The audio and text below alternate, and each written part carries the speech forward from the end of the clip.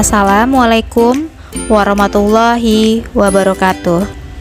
Hai anak-anakku yang hebat, bagaimana kabarnya? Semoga kalian selalu sehat ya. Amin ya robbal alamin. Oke, pada pertemuan kali ini Ibu tidak memberikan tugas, namun kalian dengarkan penjelasan materi dari Ibu ya. Masih ingat kan materi apa yang Ibu kasih minggu lalu? Iya, benar sekali, yaitu materi teks cerita fantasi. Anak-anakku, setelah mendengarkan materi, jangan lupa untuk absensi ya. Oke, langsung saja Ibu jelaskan. Tolong perhatikan baik-baik. Kalian pasti pernah dong menonton film fiksi seperti Harry Potter, atau kartun-kartun lainnya seperti Doraemon, SpongeBob, atau film yang beberapa minggu lalu sudah Ibu berikan. Sudah kalian saksikan kan? Nah, itu semua adalah cerita fantasi. Lalu apa sih sebenarnya cerita fantasi itu? Nah, jadi cerita teks fantasi itu adalah cerita yang bergenre imajinatif atau imajinasi yang diciptakan penulis. Lalu ciri-ciri umumnya seperti apa ya? Nah, yang pertama, keajaiban, keanehan, atau kemisteriusan. Dalam cerita fantasi, ada hal yang tidak mungkin terjadi di dunia nyata. Contohnya bagaimana, Budian? Nah, contohnya, kalau kita lihat di film Doraemon, Doraemon adalah seekor kucing yang bisa berbicara dan mempunyai kantung ajaib. Wah, hebat sekali ya. Nah, di dunia nyata, nggak mungkin kan ada kucing bisa berbicara, apalagi punya kantung ajaib. Ya kan? Lalu yang kedua, ide ceritanya sederhana. Yang ketiga, menggunakan berbagai latar. Contohnya, film Doraemon. Terkadang film Doraemon ini memakai latar yang berbeda-beda. Contohnya, memakai latar masa lalu atau masa depan. Pasti udah pada nonton kan film Doraemon yang Stand By Me? Nah, itu menggunakan latar masa kini dan masa mendatang. Lalu yang keempat, tokohnya unik dan memiliki kesaktian. Tokoh pada cerita fantasi diberikan ciri unik yang tidak ada dalam kehidupan sehari-hari. Lalu yang kelima, bersifat fiksi. Artinya, bukan kejadian yang nyata.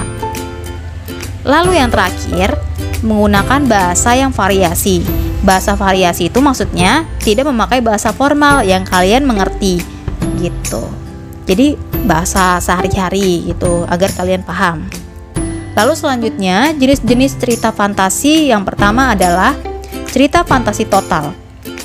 Nah, supaya kalian lebih mudah memahami, cerita fantasi total kan ada kata total tuh ya. Jadi kalian ingatnya, cerita fantasi total ini adalah semua yang ada pada cerita, tidak semua terjadi di dunia nyata. Jadi, total hanya imajinasi atau fantasi penulis saja. Jadi semua nama objek, semua nama kota, benar-benar imajinasi penulis. Nah, sedangkan cerita fantasi irisan yaitu cerita fantasi yang mengungkapkan fantasi tetapi masih menggunakan nama-nama kehidupan nyata. Menggunakan nama tempat, ya kan, yang ada dalam kehidupan nyata. Misalnya, contoh kartun Shaun the Sheep bercerita mengenai domba-domba yang hidup di peternakan. Lalu selanjutnya adalah cerita fantasi sezaman, yaitu latar yang digunakan pada satu masa, misalnya pada masa kini atau masa lampau saja gitu. Jadi satu masa saja ya, atau mungkin masa yang akan mendatang. Sedangkan kalau lintas waktu, cerita fantasi menggunakan latar waktu yang berbeda.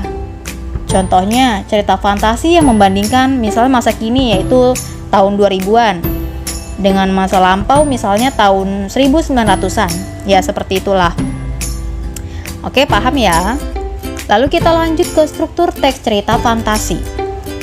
Yang pertama adalah orientasi. Nah, orientasi ini merupakan bagian pembukaan teks yang berisi pengenalan tokoh, latar, watak, dan konflik. Nah, kali ini Ibu akan mencontohkannya dengan cerita Malin Kundang ya. Contohnya begini. Ini untuk orientasi ya. Pada zaman dahulu, di sebuah perkampungan nelayan, pantai air manis di daerah Sumatera Barat, hiduplah seorang janda bernama Mande Rubayah bersama anak laki-lakinya bernama Malin Kundang. Mande Rubayah sangat menyayangi dan memanjakan Malin Kundang. Malin Kundang pun adalah seorang anak yang rajin dan penurut. Nah, itu sekilas contohnya ya anak-anak. Berikutnya adalah komplikasi. Komplikasi yaitu bagian konflik atau masalahnya yang berisi hubungan sebab dan akibat. Dari munculnya masalah hingga masalah itu memuncak. Contohnya nih, masih tetap Malin Kundang ya, kita contohnya ya. Malin Kundang yang pergi berlayar, ibunya pun dengan berat hati mengizinkannya. Namun Malin Kundang bertahun-tahun tidak kunjung pulang. Lalu suatu ketika Mande Rubayah mendengar kedatangan anaknya. Namun anaknya tidak mengakui ibunya. Malin Kundang durhaka kepada ibunya. Lalu ibunya sudah tidak tahan akan perilaku Malin Kundang, yang akhirnya ibunya berdoa kepada Tuhan untuk meminta keadilan. Nah, itu contohnya. Lalu ada bagian resolusi yang berisi penyelesaian masalah dari konflik yang terjadi. Contohnya, ini masih cerita Malin Kundang juga ya. Setelah ibunya berdoa, benar saja, langit seketika pun menjadi gelap. Lalu datanglah badai besar menghantam kapal Malin Kundang.